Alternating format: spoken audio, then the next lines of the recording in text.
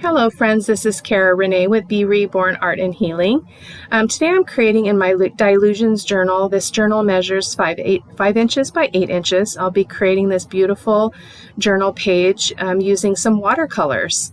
I have not done much of that. I've done some water medium, but not a lot of watercolor, and watercolor is my favorite medium, so I thought I'd go ahead and give it a try. There is an artist that I follow on YouTube, Susanne Rose Art, and she does phenomenal art journal pages that are really simple, so you might want to check her out. Those are the brushes that I'll be using, and this is the palette of watercolor paints that I'll be using. Sorry for the focus. I'm not sure why we're having a lot of issues with that today, but the paint there is a variety of artist grade brands, some M. Graham, some Core, Mission Gold, I believe. So just a variety. I'll be doing some collaging after I get some of the background on. I'll be also using that as kind of a focal image, or I intended it to be the focal image, but it didn't end up being a focal image. And I printed my quote that says oh my goodness. Still I rise, yes, arise. And I printed on sticker paper this time. So I'm going to go ahead and mix up my colors just to get them ready. I want the paint to be nice and juicy and wet. And I'll be doing what Susanne does, which is kind of a smushing technique or kissing technique. I put the paint on both sides of the journal. I believe that when she does it, she only puts it on one side and then kisses it. Kisses the pages together. So I will definitely be trying this again and doing that a little bit differently. So forgive the focus issues, guys. I'm not sure what's going on with that. I don't usually have focus issues. It might just be that there's so much white on that book, but I would think with my palette in view, that should not be a problem, but just bear with me. There's my first kiss. Love the technique.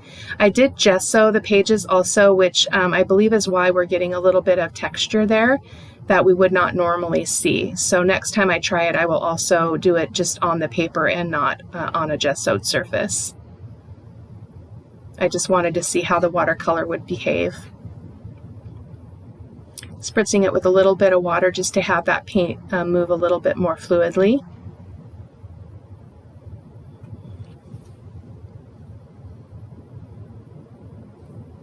I'm going to go ahead and add my yellow.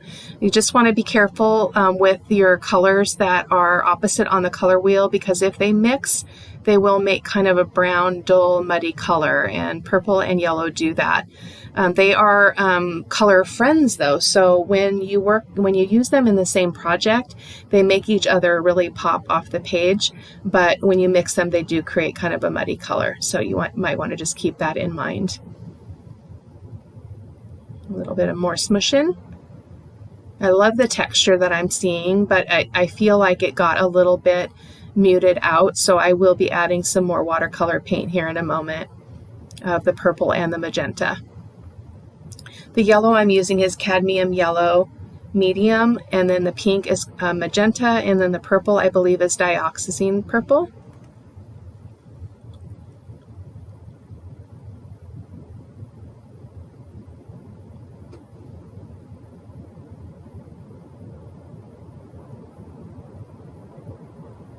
And as you can see there, on the purple near the left side of the page, it is a little bit brown there, which is because the yellow and the purple kind of mixed a little bit. But that's okay. I'm also being very careful about with my watercolors, because I want to make sure I don't contaminate my pans, because here in a little bit I'm going to also be doing some collaging and then some gessoing, and I wanted to make sure I did not contaminate my watercolor pans. So you do want to keep that in mind when you're using watercolor with other mediums, so that you don't kind of ruin your paint. Looks like eyes at the top of the page. That's pretty funny. So that is nice and dry. So now I'll be adding some collage elements to the page, and these are some of the papers that I chose. This is some paper that I did some stamping on using the Dina Wakley acrylic sprays.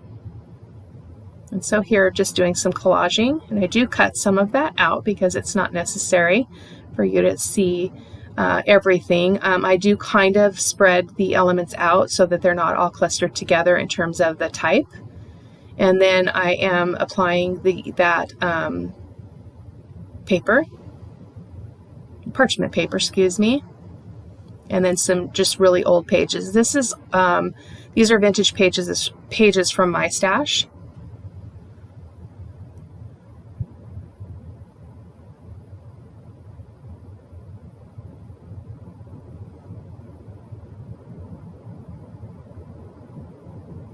And I will be adding more watercolor as we move along, because a lot of the collaging does hide that. So I'll be coming back to that in a little bit. Did make sure that was nice and dry before I move on to this step, which is adding some gesso to the page.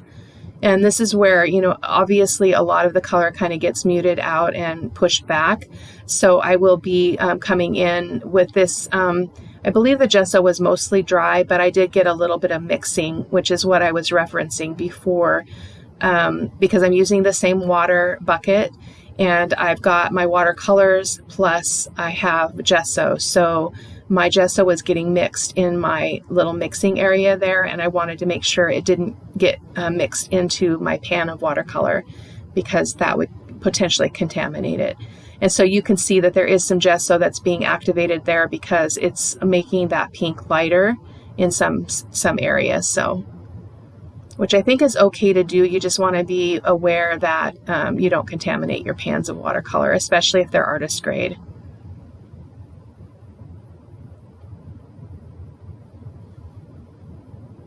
And I'm looking forward to shopping for a new webcam or video camera or something, so that the colors that I'm using are more true to life. The pinks just don't really show up very well. Anything in the pink and red family. The yellow is pretty vibrant, pretty true to life. The purple's very true to life. But that will be down the road, I'm sure. Not quite yet. So, and just applying more of that watercolor paint here and there around the piece. If I were to do this again, I would have waited to do those magenta splatters, because I end up just kind of mixing them in anyway. So next time I would probably let that be the last step. But again, I haven't tried this technique before, so I thought it turned out pretty good for a first timer. So.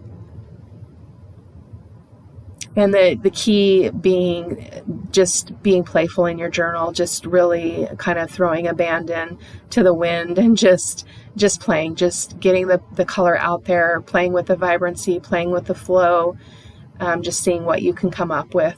This is definitely playtime.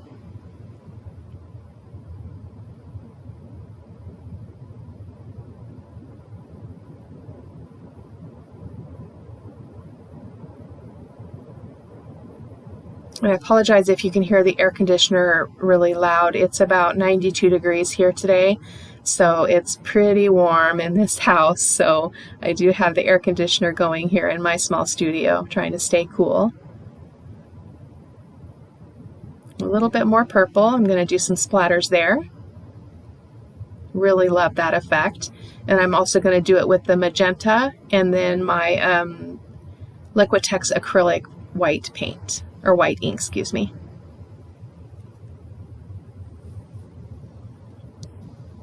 And there's the white acrylic.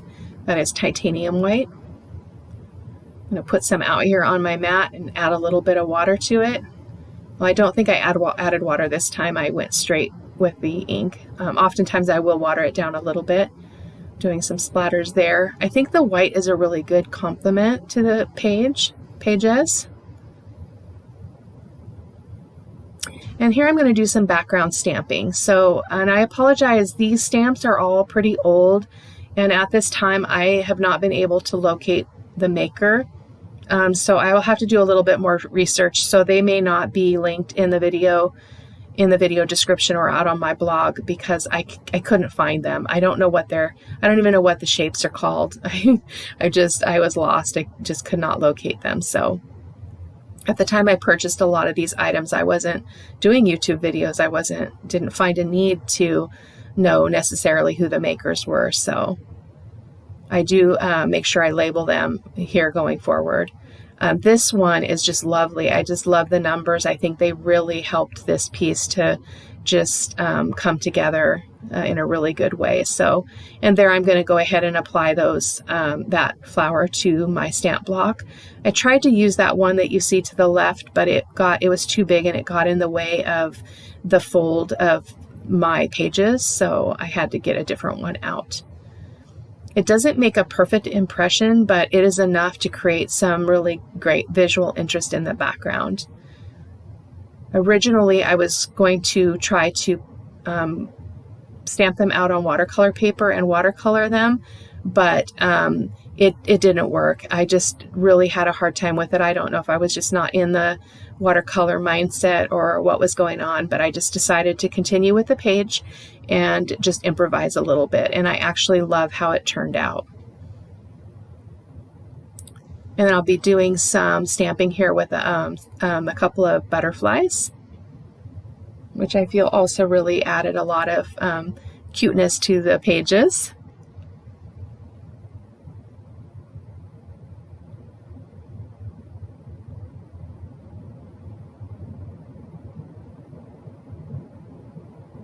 I did have to fuss with this one a little bit because my square stamp blocks were getting in the way of the pages as well. And apologize for my messy hair. Oh my goodness, that was awful. That was morning hair there. So there's just the big butterfly. I'll be doing a couple of the small butterflies as well.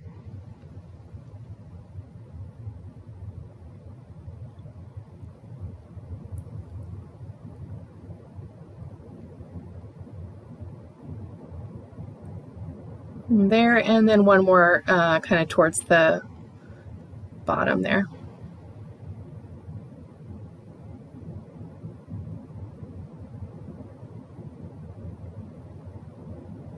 And here I'm going to go ahead and put my quote on, and again I did print that out on label. They're like sticker labels. I've never done this before. I did buy them for this purpose, so I'm hoping that I am pleased with the process. I often like to do a glaze over my sentiment pieces, and so I'm thinking that if I put some matte medium on top of these, I would be able to do that technique fairly easily. So I'm looking forward to trying that again. So, and then one last thing here, before I cut that piece off, I did decide I was going to stamp one of those little butterflies on the bottom line there next to the Yes, Rise.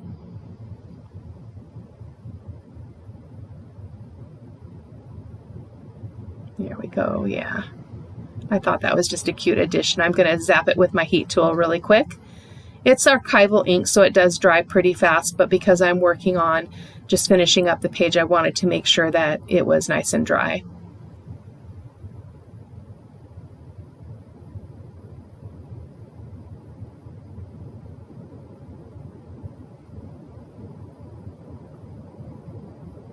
I'm going to go ahead and add that to my background.